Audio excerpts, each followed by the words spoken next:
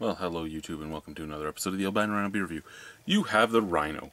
I am on my lonesome. I do apologize. I know how many of you do not really appreciate the Rhino on his lonesome. But it has to happen from time to time, and this is one of those times. So, here I am. I'm ready.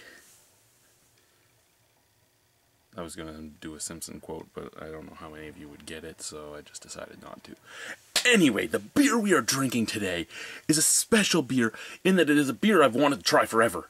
I always see it in the States when I go, but I don't ever want to pull the plug on it because of the price, and because there's so many other beers in the States that I can get that I have never had that are cheaper. So I don't pull the plug on it. It is a beer that was brought to me by my friend Mel from work. Now, Mel went to Quebec. She has family in Quebec. She went to Quebec and she had a list of beers to try and find me, and she couldn't find any of them. But she really wanted to bring the Albino Rhinos home some beer. So she sent me a message and she's like, Chad, here's a link to the Saks that's near me, and the Saks is the LCBO for Quebec, the Society Alcohol Quebec or something like that. And she goes, find some beers on here that you haven't had. And this beer was on there and I sent it to her. And then a big storm hit. But she braved the snowstorm. She went on dog sled, because her family is that weird of Quebecers. She went on dog sled. Okay, no, she dog sledded to the car and then drove the car.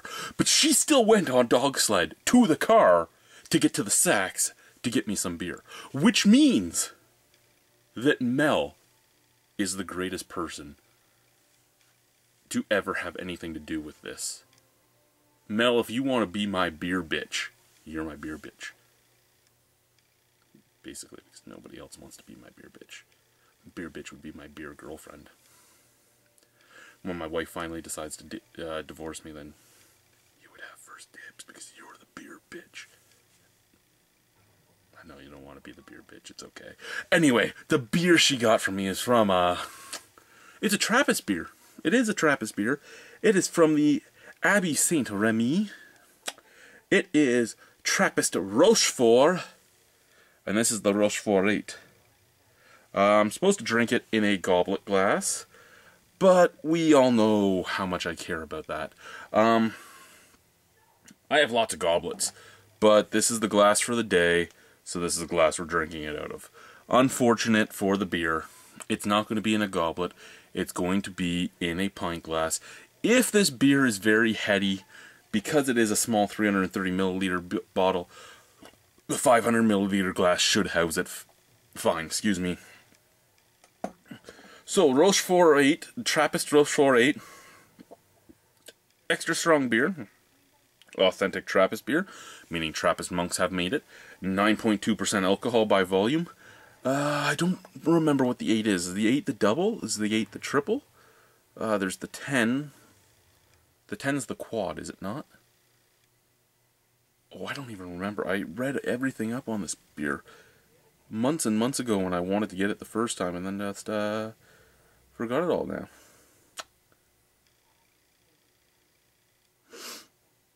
Ooh, this is an old bottle, too. It's a couple of years old, boys and girls.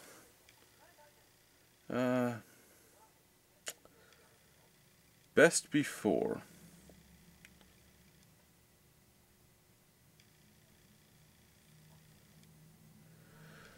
Best before 2006-2015.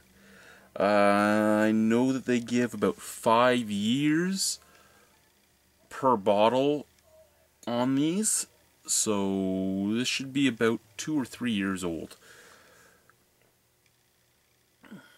Nice, a nice aged bottle. Awesome.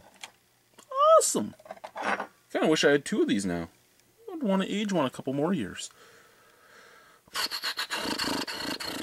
Let's open it up. Let's be gentle on the cap, because again, we want to put this cap on the fridge, add it to the Frigo Albino.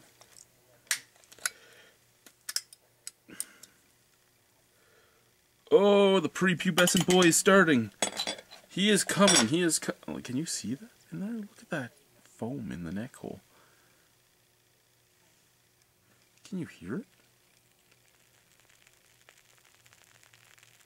It's like snap, crackle, pop. Anyway, let's pour it. 1 second, there's a little bit of water in the bottom here.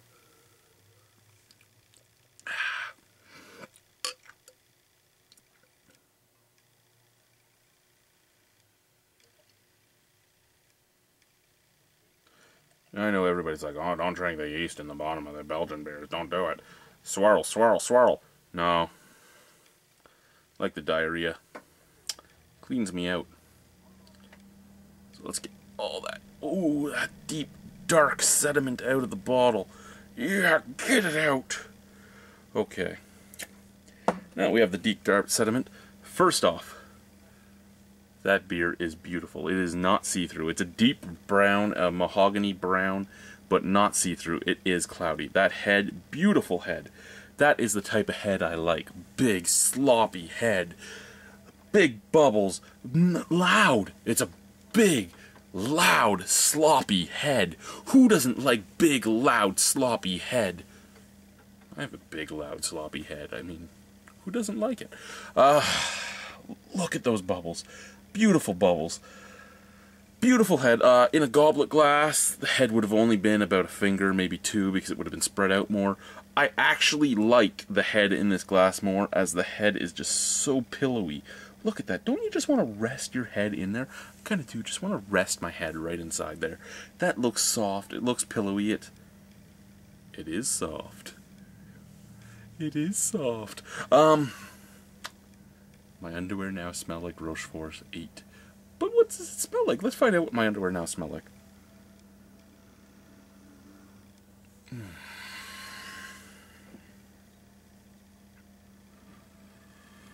Very sweet. Very sweet. The sugars that the Belgians use, very apparent. Caramel, toffee, sugar, just sweet sugar.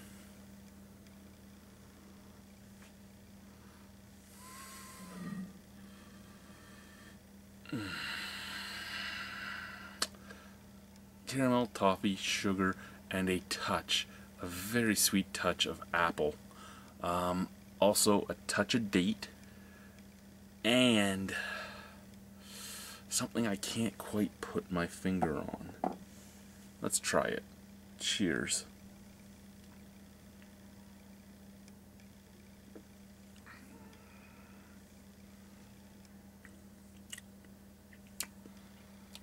.2% alcohol. In the immortal words of Guy, this is a very dangerous beer. It really is. It's a super dangerous beer. Super dangerous because of the fact that it does not really warm that much. As I drink it, it might get worse, but the first 2 sips, no warming.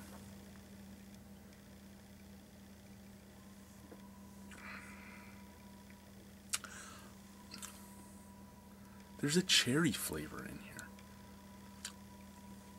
I don't think I've ever heard that from anybody that's reviewed this beer before. I do not remember people talking about a almost black cherry-like flavor. It's an undertone. It's hidden underneath things, but it's there, right in the background. It's leaving a weird, sour tanginess on my tongue.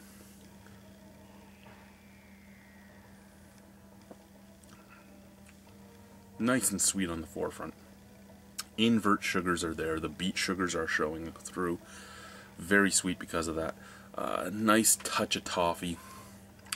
That toffee fades into that black cherry flavor, which continues through on the end, but that black cherry flavor is also thrown back by a...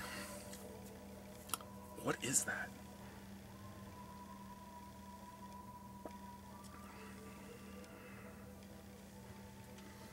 That's...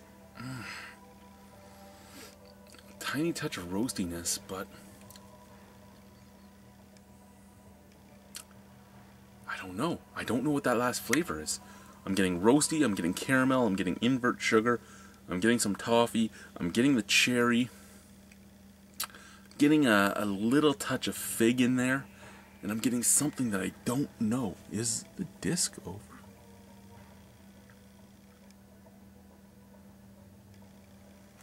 Sorry guys, I was sort of daydreaming here. I had Doctor Who Season 6 on before I decided to do a beer review, and it was the last episode of the whatever disc I was on. It was yeah, I didn't realize it was the last episode on the disc, so after this I gotta turn it off.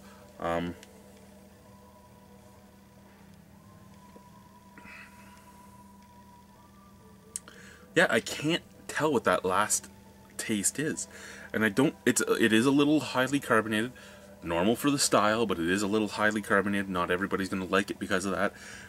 It is high on flavor. It is a complex beer. Not everybody's gonna like it because of that. Not everybody likes the stereotypical flavors you get from a Belgian ale, so you might not like it because of that. But this is a very well made Belgian ale, extremely well made. I'm impressed with it. I'm glad I got it. Thank you very much, Mel. Your taste in beer is as beautiful as you.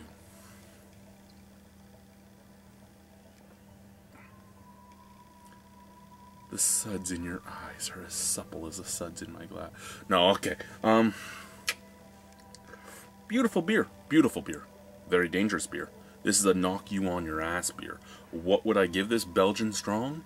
I would give this extra strong beer easily a 9.25 out of 10. Great beer. Should it get more than a 9.25? Most likely. However, I cannot get it unless I want to pay big money in the US. Big money not being all that big, but more than a couple bucks. Is it worth more than a couple bucks? Yeah, but would I always seek it out to pay $5 to $10 for a bottle? No, I wouldn't always seek it out for $5 to $10 a bottle. Excuse me. Excuse me. And that is, before Joe corrects me, that is including what I would pay on duty and, well, if I'm looking at gas and everything too, that's why the $10 a bottle is in there. Because driving to Premier Gourmet, since I'm not allowed to shop at Consumer Beverages, and I should suck on a moose boner because I can't shop there, and then driving back, and paying my bridge crossing fee, paying my duty if I get Meredith, makes it not worth it for me. Great beer, deserves a 9.5. It does deserve a 9.5. I'm going to give it a 9.25.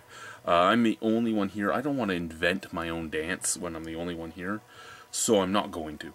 I'm going to veto this, because it's my show. I can veto it if I fucking want to. And I'm going to say, one night on a live broadcast, one of you bring it up and give me a dance to do, and that'll be the Belgian Strong Ale dance, and I will give you the makeup right there live on camera. But thank you very much, Mel. This is a great beer. You Trappist monks, you keep making your beer. You make sure that more people sacrifice their lives to your monastery so you can keep making this beer. And send a bunch of it to my basement. Cheers.